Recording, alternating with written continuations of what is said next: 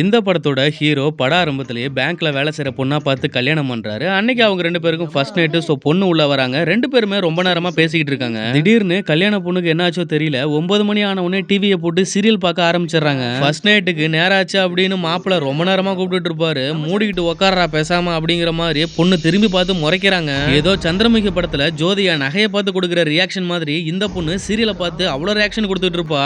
இது ஒண்ணு வேலைக்கு ஆகாதுன்னு மாப்பிள்ள தூங்கிறாரு. அடுத்த நாள் காலைல எதுவுமே நடக்காத மாதிரி 2 பேரும் கிளம்பி வேலைக்கு போறாங்க. சரி நேத்து தான் எதுவும் நடக்கல, இன்னைக்காவது கண்டிப்பா ஃபர்ஸ்ட் நைட் நடக்கும் அப்படிங்கிற ஆசையில ரொம்ப ஆர்வமா பொண்ணுகிட்ட வந்து பேசிட்டு இருக்காரு. ஆனா அதுவரை நல்லா பேசிக்கிட்டு இருந்த பொண்ணு 9 மணி ஆன உடனே டிவியை போட்டு சீரியல் பார்க்க ஆரம்பிச்சிடுறாங்க. நம்ம மாப்பிளைக்கு ரொம்பவுமே கோவம் வருது. ஏண்டி நேத்து தான் இந்த மாதிரி பண்ண, இன்னைக்கு இந்த மாதிரி பண்ணிட்டு இருந்தீங்கன்னா ஃபர்ஸ்ட் நைட் எப்படி கொண்டாடுறதுன்னு மாப்பிளை கோவம் ஆகி பிளக்க புடுங்குறாரு. ஒழுங்கா சீரியல் பார்க்க விட மாட்டியா அப்படின்னு மாப்பிளைய பார்த்து மிரட்டினது மட்டும் இல்லாம சந்திரமுகி படத்துல கட்டில தூக்குற மாதிரி இவங்களும் கட்டில தூக்கி மாப்பிளைய ஒரு கதி கலங்க வச்சிருப்பாங்க. பையனுக்கு என்ன பண்றதுன்னு தெரியாம என்னடா இது எனக்கு வந்து சோதனை அப்படிங்கிற மாதிரி அன்னைக்கு நைட்டு அந்த மாதிரி போயிடுது. அடுத்த நாள் இவனுடைய ஃப்ரெண்ட்ஸ் கிட்ட இந்த விஷயத்த எல்லாத்தையும் சொல்லி அவங்க வீட்லயும் இந்த மாதிரி ஏதாவது பிரச்சனை நடக்குதா அப்படின்னு சொல்லி செக் பண்றாங்க. அன்னைக்கு நைட் ஷிஃப்ட் வேலைக்கு லீவா போட்டு 9 மணிக்கு சீரியல் பாக்குறாளா தாம் பொண்டாட்டி அப்படின்னு பாக்குறதுக்காக வெயிட் பண்ணிட்டு இருக்கானுங்க எல்லாரும். இவனோட பொண்டாட்டியும் மணி 9 ஆன உடனே இவன் முன்னாடியே சேர போட்டு உட்காந்து சீரியல் பார்க்க ஆரம்பிக்கிறா. இதுல கடுப்பான ஹீரோவோட ஃப்ரெண்டு என் முன்னாடியே உட்காந்து சீரியல் பாக்குறியா அப்படின்னு ரிமோட்டை புடுங்கி பேட்டரியை கழட்டி தூக்கி போட்டுருவான். இதுல ரொம்பவுமே ஆக்ரோஷமான அவனுடைய பொண்டாட்டி கழுத்து நெரிச்சு கொலை பண்ற அளவுக்கு போயிருவா. இவங்க எல்லாருக்கும் என்ன ஆச்சு, ஏன் இந்த மாதிரி பண்ணிட்டு இருக்காங்க அப்படின்னு சொல்லி பேசிட்டு இருக்காங்க.